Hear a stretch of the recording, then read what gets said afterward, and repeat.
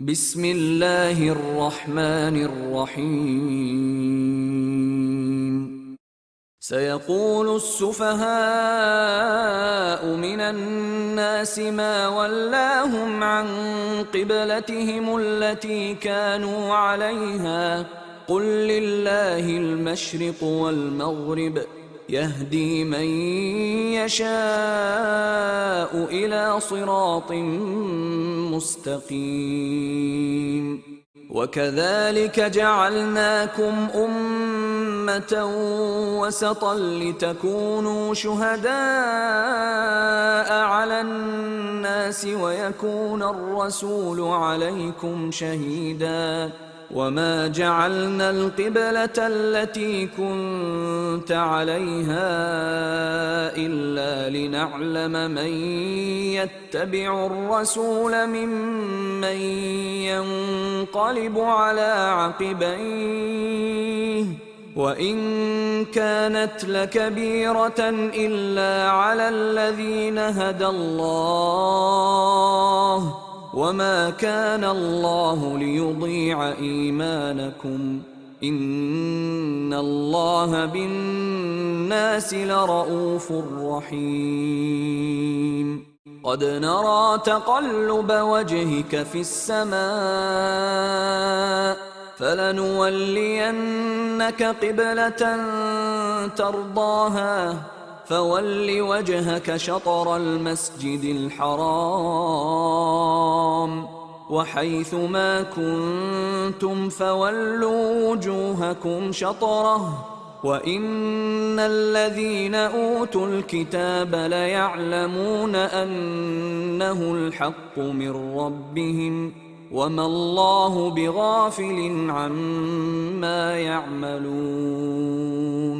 ولئن أتيت الذين أوتوا الكتاب بكل آية ما تبعوا قبلتك وما أنت بتابع قبلتهم وما بعضهم بتابع قبلة بعض ولئن اتبعت أهواءهم من بعد ما جاءك من العلم إنك إذا لمن الظالمين. الذين آتيناهم الكتاب يعرفونه كما يعرفون أبناءهم وإن فريقا منهم ليكتمون الحق وهم يعلمون. الحق من ربك فلا تكونن من الممترين. ولكل وجهة هو موليها فاستبقوا الخيرات أينما تكونوا يأت بكم الله جميعا إن الله على كل شيء قدير. ومن حيث خرجت فول وجهك شطر المسجد الحرام وإنه للحق من ربك وما الله بغافل عما تعملون. ومن حيث خرجت فول وجهك شطر المسجد الحرام وحيث ما كنتم فولوا وجوهكم شطره لئلا يكون للناس عليكم حجة إلا الذين ظلموا منهم فلا تخشوهم واخشوني ولأتم نعمتي عليكم ولعلكم تهتدون. كما أرسلنا فيكم رسولا منكم يتلو عليكم آياتنا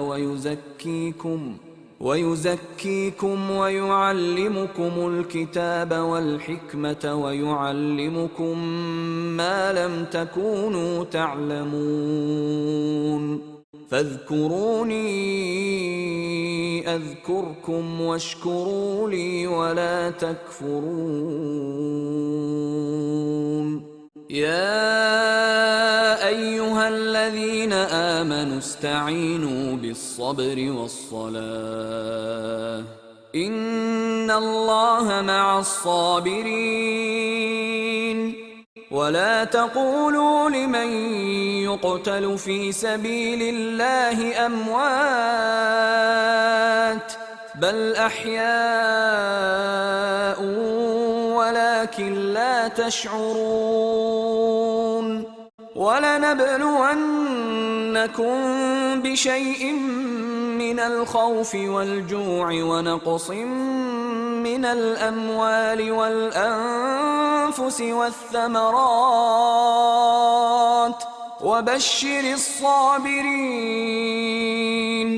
الذين إذا أصابتهم مصيبة قالوا إنا لله وإنا إليه راجعون أولئك عليهم صلوات من ربهم ورحمة وأولئك هم المهتدون إن الصفا والمروة من شعائر الله فمن حج البيت أو اعتمر فلا جناح عليه أن يطوف بهما ومن تطوع خيرا فإن الله شاكر عليم إن الذين يكتمون ما أنزلنا من البينات والهدى من بعد ما بيناه للناس في الكتاب أولئك يلعنهم الله ويلعنهم اللاعنون إلا الذين تابوا وأصلحوا وبينوا فأولئك أتوب عليهم وأنا التواب الرحيم إن الذين كفروا وماتوا وهم كفار أولئك عليهم لعنة الله والملائكة والناس أجمعين خالدين فيها لا يخفف عنهم العذاب ولا هم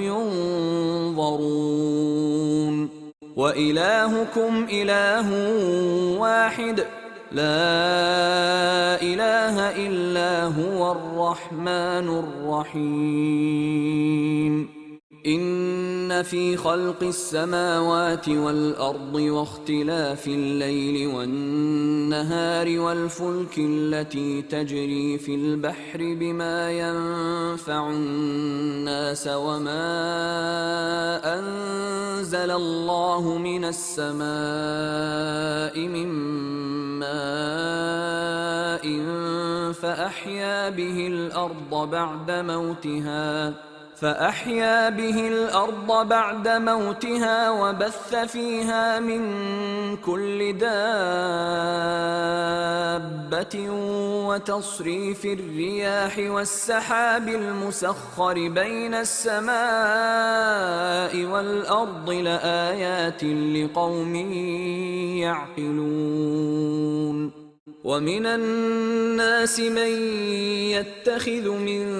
دون الله أندادا يحبونهم كحب الله والذين آمنوا أشد حبا لله ولو يرى الذين ظلموا إذ يرون العذاب أن القوة لله جميعا وأن الله شديد العذاب إذ تبرأ الذين اتبعوا من الذين اتبعوا ورأوا العذاب وتقطعت بهم الأسباب وقال الذين اتبعوا لو أن لنا كرة فنتبرأ منهم كما تبرأوا منا كذلك يريهم الله أعمالهم حسرات عليهم وما هم بخارجين من النار. يا أيها الناس كلوا مما في الأرض حلالا طيبا ولا تتبعوا خطوات الشيطان إنه لكم عدو مبين. إنما يأمركم بالسوء والفحشاء وأن تقولوا على الله ما لا تعلمون. وإذا قيل لهم اتبعوا ما أنزل الله قالوا بل نتبع ما ألفينا عليه آباءنا أولو كان آباؤهم لا يعقلون شيئا ولا يهتدون. ومثل الذين كفروا كمثل الذي ينعق بما لا يسمع إلا دعاء ونداء صم بكم عمي فهم لا يعقلون. يا أيها الذين آمنوا كلوا من طيبات ما رزقناكم واشكروا لله إن كنتم إياه تعبدون. إنما حرم عليكم الميتة والدم ولحم الخنزير وما أهل به لغير الله فمن اضطر غير باغ ولا عاد فلا إثم عليه إن الله غفور رحيم. إن الذين يكتمون ما أنزل الله من الكتاب ويشترون به ثمنا قليلا أولئك ما يأكلون في بطونهم إلا النار ولا يكلمهم الله يوم القيامة ولا يزكيهم ولهم عذاب أليم. أولئك الذين اشتروا الضلالة بالهدى والعذاب بالمغفرة فما أصبرهم على النار ذلك بأن الله نزل الكتاب بالحق وإن الذين اختلفوا في الكتاب لفي شقاق بعيد. ليس البر أن تولوا وجوهكم قبل المشرق والمغرب ولكن البر من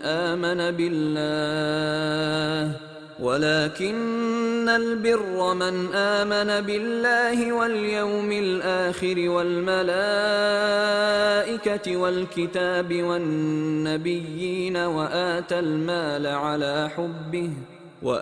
المال على حبه ذوي القربى واليتامى والمساكين وابن السبيل والسائلين وفي الرقاب وأقام الصلاة وآتى الزكاة والموفون بعهدهم إذا عاهدوا والصابرين في البأساء والضراء وحين البأس أولئك الذين صدقوا وأولئك هم المتقون. يا أيها الذين آمنوا كتب عليكم القصاص في القتلى الحر بالحر والعبد بالعبد والأنثى بالأنثى فمن عفي له من أخيه شيء فاتباع بالمعروف وأداء إليه بإحسان ذلك تخفيف من ربكم ورحمة فمن اعتدى بعد ذلك فله عذاب أليم ولكم في القصاص حياة يا أولي الألباب لعلكم تتقون كتب عليكم إذا حضر أحدكم الموت إن ترك خيرا الوصية للوالدين والأقربين بالمعروف حقا على المتقين فمن بدله بعدما سمعه فإنما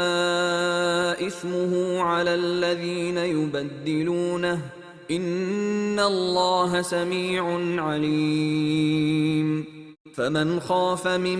موص جنفا أو إثما فأصلح بينهم فلا إثم عليه إن الله غفور رحيم يا أيها الذين آمنوا كتب عليكم الصيام كما كتب على الذين من قبلكم لعلكم تتقون أياما معدودات فمن كان منكم مريضا أو على سفر فعدة من أيام أخر وعلى الذين يطيقونه فدية طعام مسكين فمن تطوع خيرا فهو خير له وأن تصوموا خير لكم إن كنتم تعلمون شهر رمضان الذي أنزل فيه القرآن هدى للناس وبينات من الهدى والفرقان فمن شهد منكم الشهر فليصمه ومن كان مريضا أو على سفر فعدة من أيام أخر يريد الله بكم اليسر ولا يريد بكم العسر ولتكملوا العدة ولتكبروا الله على ما هداكم ولعلكم تشكرون وإذا سألك عبادي عني فإني قريب أجيب دعوة الداع إذا دعان فليستجيبوا لي وليؤمنوا بي لعلهم يرشدون أحل لكم ليلة الصيام الرفث إلى نسائكم هن لباس لكم وأنتم لباس لهن علم الله أنكم كنتم تختانون أنفسكم فتاب عليكم وعفى عنكم فالآن باشروهن وابتغوا ما كتب الله لكم وكلوا واشربوا حتى يتبين لكم الخيط الأبيض من الخيط الأسود من الفجر ثم أتموا الصيام إلى الليل ولا تباشروهن وأنتم عاكفون في المساجد تلك حدود الله فلا تقربوها كذلك يبين الله آياته للناس لعلهم يتقون ولا تأكلوا أموالكم بينكم بالباطل وتدلوا بها إلى الحكام لتأكلوا فريقا من أموال الناس بالإثم وأنتم تعلمون يسألونك عن الأهلة قل هي مواقيت للناس والحج وليس البر بأن تأتوا البيوت من ظهورها ولكن البر من اتقى وأتوا البيوت من أبوابها واتقوا الله لعلكم تفلحون وقاتلوا في سبيل الله الذين يقاتلونكم ولا تعتدوا إن الله لا يحب المعتدين واقتلوهم حيث ثقفتموهم وأخرجوهم من حيث أخرجوكم والفتنة أشد من القتل ولا تقاتلوهم عند المسجد الحرام حتى يقاتلوكم فيه فإن قاتلوكم فاقتلوهم كذلك جزاء الكافرين فإن انتهوا فإن الله غفور رحيم وقاتلوهم حتى لا تكون فتنة ويكون الدين لله فإن انتهوا فلا عدوان إلا على الظالمين الشهر الحرام بالشهر الحرام والحرمات قصاص فمن اعتدى عليكم فاعتدوا عليه بمثل ما اعتدى عليكم واتقوا الله واعلموا أن الله مع المتقين وأنفقوا في سبيل الله ولا تلقوا بأيديكم إلى التهلكة وأحسنوا إن الله يحب المحسنين وأتموا الحج والعمرة لله فإن أحصرتم فما استيسر من الهدي ولا تحلقوا رؤوسكم حتى يبلغ الهدي محله فمن كان منكم مريضا أو به أذى من رأسه ففدية من صيام أو صدقة أو نسك فإذا أمنتم فمن تمتع بالعمرة إلى الحج فما استيسر من الهدي فمن لم يجد فصيام 3 أيام في الحج و7 إذا رجعتم تلك 10 كاملة ذلك لمن لم يكن أهله حاضر المسجد الحرام واتقوا الله واعلموا أن الله شديد العقاب الحج أشهر معلومات فمن فرض فيهن الحج فلا رفث ولا فسوق ولا جدال في الحج وما تفعلوا من خير يعلمه الله وتزودوا فإن خير الزاد التقوى واتقون يا أولي الألباب ليس عليكم جناح أن تبتغوا فضلا من ربكم فإذا أفضتم من عرفات فاذكروا الله عند المشعر الحرام واذكروه كما هداكم وإن كنتم من قبله لمن الضالين ثم أفيضوا من حيث أفاض الناس واستغفروا الله إن الله غفور رحيم فإذا قضيتم مناسككم فاذكروا الله كذكركم آباءكم أو أشد ذكرا فمن الناس من يقول ربنا آتنا في الدنيا وما له في الآخرة من خلاق ومنهم من يقول ربنا آتنا في الدنيا حسنة وفي الآخرة حسنة وقنا عذاب النار أولئك لهم نصيب مما كسبوا والله سريع الحساب واذكروا الله في أيام معدودات فمن تعجل في يومين فلا إثم عليه ومن تأخر فلا إثم عليه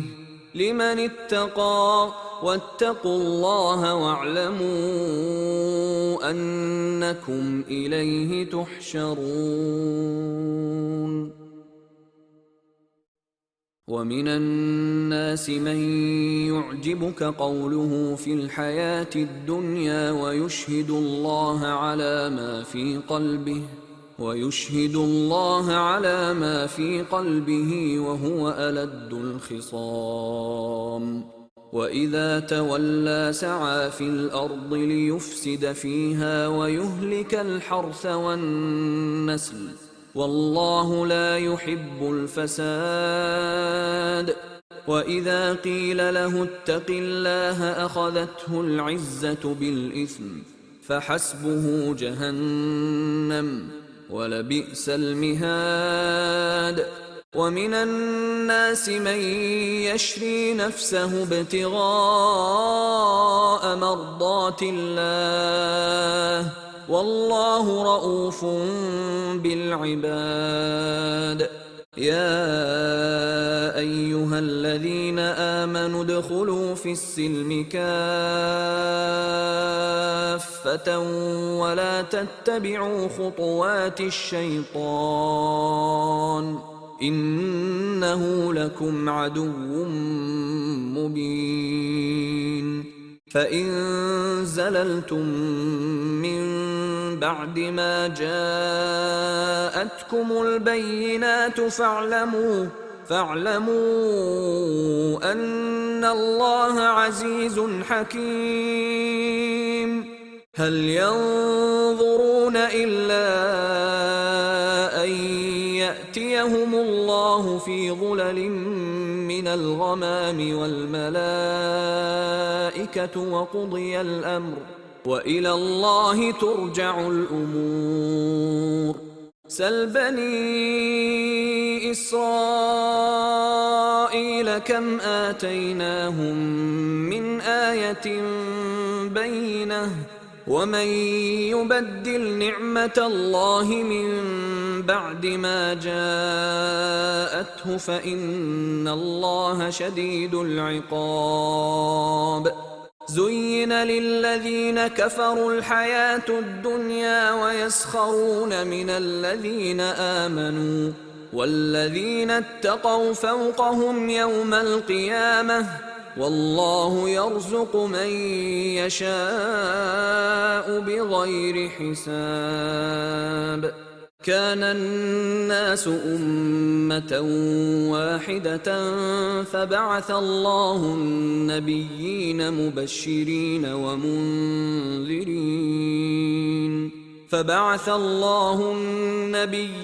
مبشرين ومنذرين وأنزل معهم الكتاب بالحق ليحكم بين الناس فيما اختلفوا فيه وما اختلف فيه إلا الذين أوتوه من بعد ما جاءتهم البينات بغيا بينهم فهدى الله الذين آمنوا لما اختلفوا فيه من الحق بإذنه والله يهدي من يشاء إلى صراط مستقيم أم حسبتم أن تدخلوا الجنة الجنة ولما يأتكم مثل الذين خلوا من قبلكم مستهم البأساء والضراء وزلزلوا حتى يقول الرسول والذين آمنوا معه متى نصر الله ألا إن نصر الله قريب يسألونك ماذا ينفقون قل ما أنفقتم من خير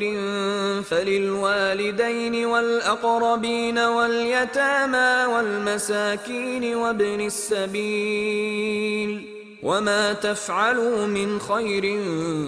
فإن الله به عليم كتب عليكم القتال وهو كره لكم وعسى أن تكرهوا شيئا وهو خير لكم وعسى أن تحبوا شيئا وهو شر لكم والله يعلم وأنتم لا تعلمون يسألونك عن الشهر الحرام قتال فيه قل قتال فيه كبير وصد عن سبيل الله وكفر به والمسجد الحرام وإخراج أهله منه أكبر عند الله والفتنة أكبر من القتل ولا يزالون يقاتلونكم حتى يردوكم عن دينكم إن استطاعوا ومن يرتدد منكم عن دينه فيمت وهو كافر فأولئك حبطت أعمالهم في الدنيا والآخرة وأولئك أصحاب النار هم فيها خالدون إن الذين آمنوا والذين هاجروا وجاهدوا في سبيل الله أولئك يرجون رحمة الله والله غفور رحيم يسألونك عن الخمر والميسر قل فيهما إثم كبير ومنافع للناس وإثمهما أكبر من نفعهما ويسألونك ماذا ينفقون قل العفو كذلك يبين الله لكم الآيات لعلكم تتفكرون في الدنيا والآخرة ويسألونك عن اليتامى قل إصلاح لهم خير وإن تخالطوهم فإخوانكم والله يعلم المفسد من المصلح ولو شاء الله لأعنتكم إن الله عزيز حكيم ولا تنكحوا المشركات حتى يؤمنن ولأمة مؤمنة خير من مشركة ولو أعجبتكم ولا تنكحوا المشركين حتى يؤمنوا ولعبد مؤمن خير من مشرك ولو أعجبكم أولئك يدعون إلى النار والله يدعو إلى الجنة والمغفرة بإذنه ويبين آياته للناس لعلهم يتذكرون ويسألونك عن المحيض قل هو أذى فاعتزلوا النساء في المحيض ولا تقربوهن حتى يطهرن فإذا تطهرن فأتوهن من حيث أمركم الله إن الله يحب التوابين ويحب المتطهرين. نساؤكم حرث لكم فأتوا حرثكم أنى شئتم وقدموا لأنفسكم واتقوا الله واعلموا أنكم ملاقوه وبشر المؤمنين. ولا تجعلوا الله عرضة لأيمانكم أن تبروا وتتقوا وتصلحوا بين الناس والله سميع عليم. لا يؤاخذكم الله باللغو في أيمانكم ولكن يؤاخذكم بما كسبت قلوبكم والله غفور حليم. للذين يؤلون من نسائهم تربص 4 أشهر فإن فاءوا فإن الله غفور رحيم. وإن عزموا الطلاق فإن الله سميع عليم. والمطلقات يتربصن بأنفسهن 3 قروء ولا يحل لهن أن يكتمن ما خلق الله في أرحامهن إن كن يؤمن بالله واليوم الآخر وبعولتهن أحق بردهن في ذلك إن أرادوا إصلاحا ولهن مثل الذي عليهن بالمعروف وللرجال عليهن درجة والله عزيز حكيم. الطلاق 2 فإمساك بمعروف أو تسريح بإحسان. ولا يحل لكم أن تأخذوا مما آتيتموهن شيئا إلا أن يخافا ألا يقيما حدود الله فإن خفتم ألا يقيما حدود الله فلا جناح عليهما فيما افتدت به تلك حدود الله فلا تعتدوها ومن يتعد حدود الله فأولئك هم الظالمون. فإن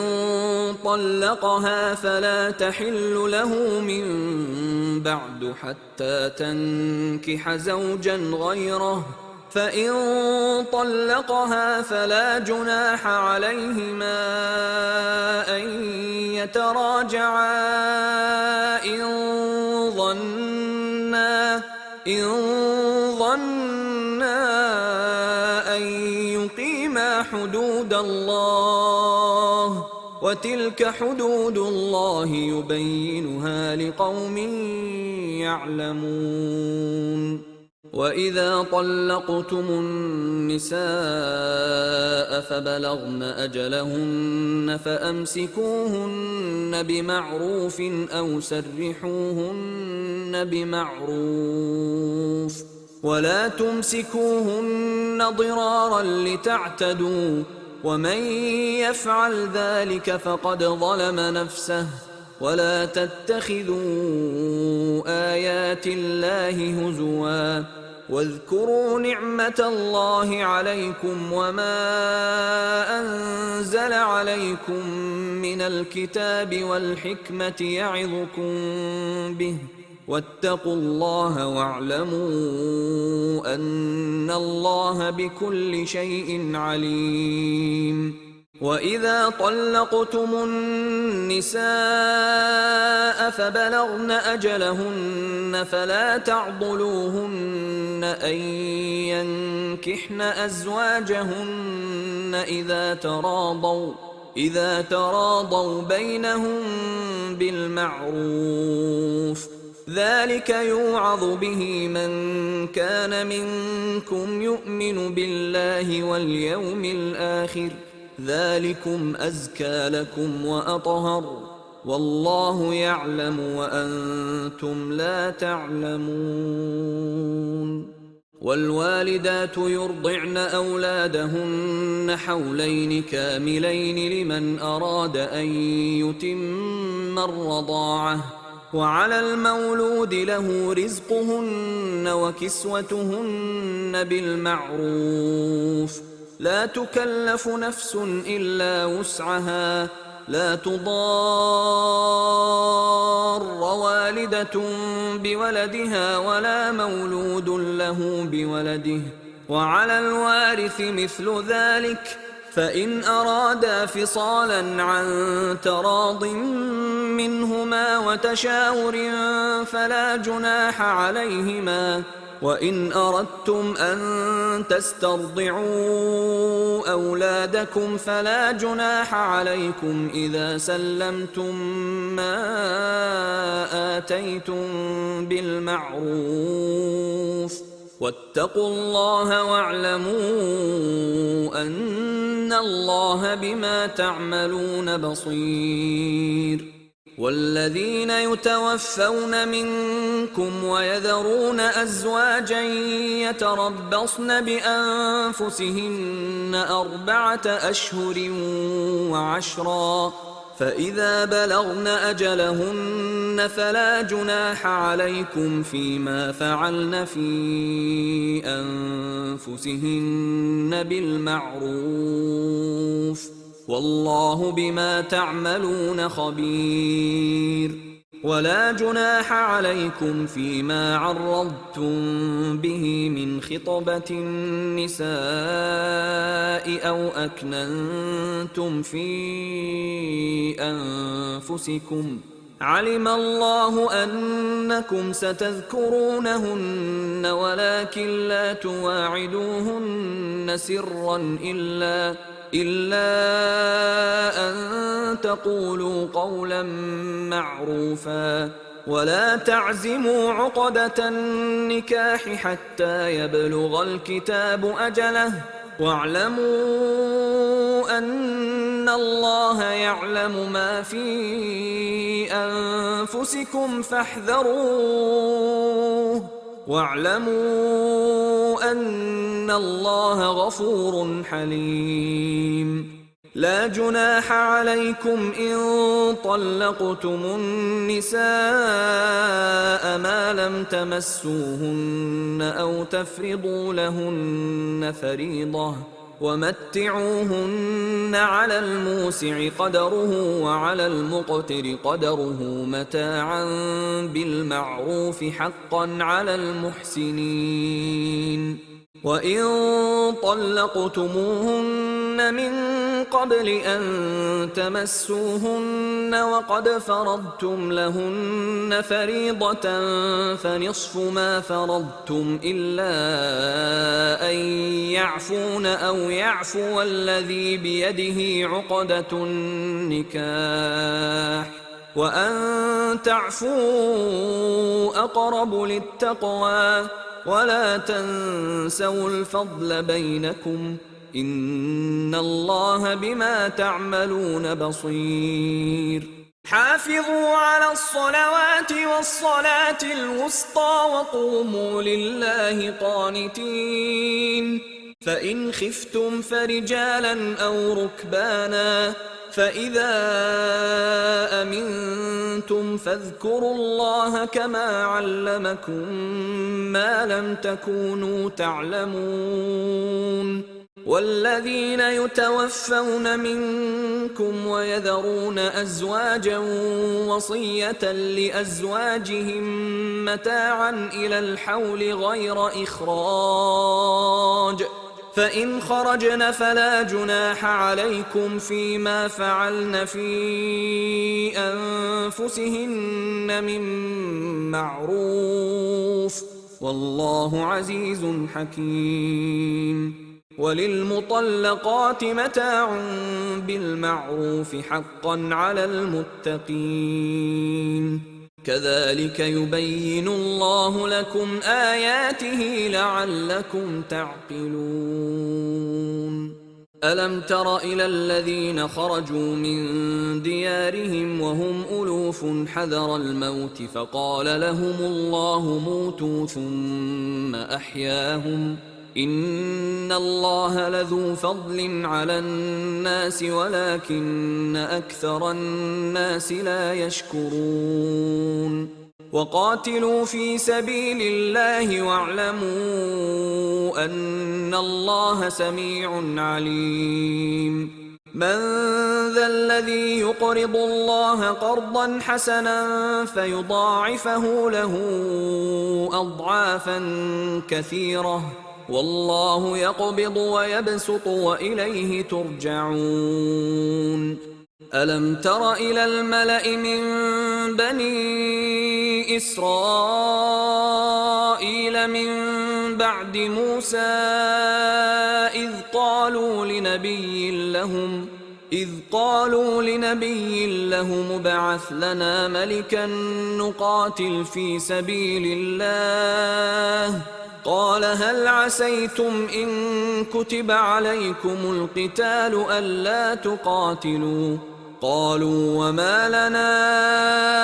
ألا نقاتل في سبيل الله وقد أخرجنا من ديارنا وأبنائنا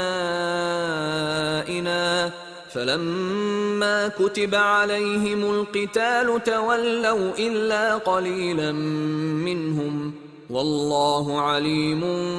بالظالمين وقال لهم نبيهم إن الله قد بعث لكم طالوت ملكا قالوا أنى يكون له الملك علينا ونحن أحق بالملك منه ولم يؤت سعة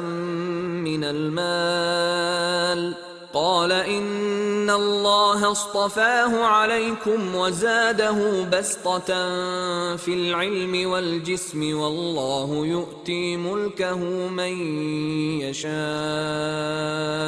والله واسع عليم وقال لهم نبيهم إن آية ملكه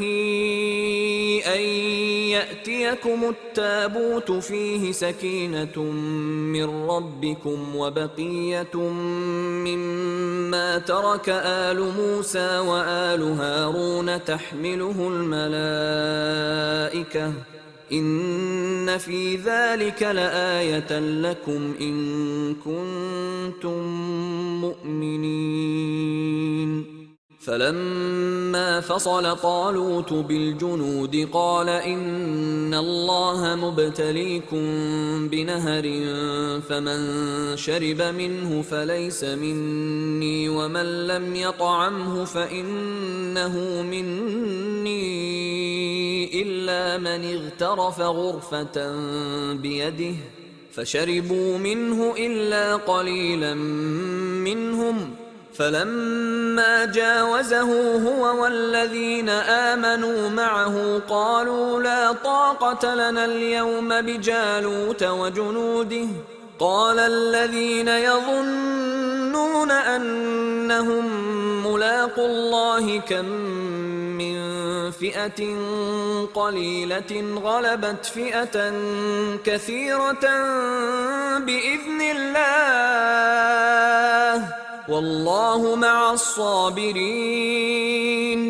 ولما برزوا لجالوت وجنوده قالوا ربنا أفرغ علينا صبرا وثبت أقدامنا وانصرنا على القوم الكافرين فهزموهم بإذن الله وقتل داود جالوت وآتاه الله الملك والحكمة وعلمه مما يشاء ولولا دفع الله الناس بعضهم ببعض لفسدت الأرض ولكن الله ذو فضل على العالمين. تلك آيات الله نتلوها عليك بالحق وإنك لمن المرسلين.